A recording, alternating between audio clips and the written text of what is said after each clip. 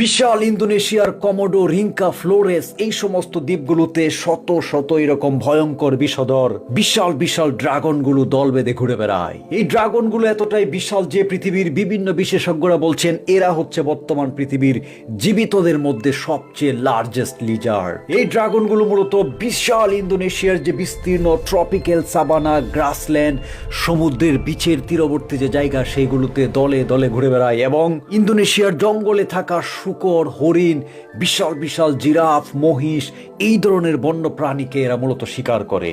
সবচেয়ে ভয়ঙ্কর ব্যাপার হলো ওরা যখন কোনো একটা প্রাণীর পায়ে কিংবা শরীরের কোনো অংশে কামড় দেয়, সেই কামড় থেকে এক ধরনের ভয়ানক অ্যান্টিকোগুলেন্ট এবং টক্সিন তৈরি হয় এবং ছড়িয়ে পড়ে সেই প্রাণীর গোটা শরীরে। আরো ভয়ঙ্কর ব্যাপার হলো এদের মুখে যে লালা আছে সেই লালাটা কামড় দেওয়ার পর ওই প্রাণীর রক্তে মিশে গিয়ে আস্তে আস্তে করে সেই প্রাণীকে ভয়ঙ্করভাবে দুর্বল করে দেয়। এবং এই কমোডো ড্রাগনের শিকার করার কৌশলই হলো ওরা ওই সমস্ত কোনো একটি প্রাণী পাওয়ার পর প্রথমে সেটাকে একটা কামড় দেয়, এরপর তারা কিছুক্ষণ অপেক্ষা করে, কারণ তারা জানে কিছুক্ষণের মধ্যে সেই প্রাণীটা মাটিতে লুটিয়ে পড়বে এবং লুটিয়ে পড়ার পরে এই ভয়ঙ্কর ড্রাগনগুলো সেই প্রাণীটার মাংস, নাড়ি বুড়ি সবকিছু ছিঁড়ে ছিঁড়ে খায়। বিশেষজ্ঞরা বলছেন যে ইন্দোনেশিয়ার দ্বীপগুলোতে এরকম প্রায় 5,000-এর মতো ড্রাগন দল বেঁধে ঘুরে বেড়ায়। এদের কোনোটা প্রায় 10 ফিট পর্যন্ত লম্বা হয় এবং এভারেজ এদের শরীরের ওজন হচ্ছে 70 থেকে 90 কেজি, কিন্তু কোনোটার ওজন আবার 150 কেজি পর্যন্ত ছাড়িয়ে যায়। সবচেয়ে আশ্চর্যের ব্যাপার হলো এদের শরীরের প্রায়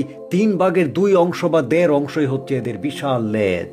এক একটা কমোডো ড্রাগন প্রায় 20 থেকে 30 বছর পর্যন্ত বাঁচে এবং মুশকিলের ব্যাপার হলো ওরা যখন কোনো শিকার ধরতে চায় ঘন্টায় তারা প্রায় 20 কিলোমিটার বেগে দৌড়াতে পারে সেই শিকারের পিছনে।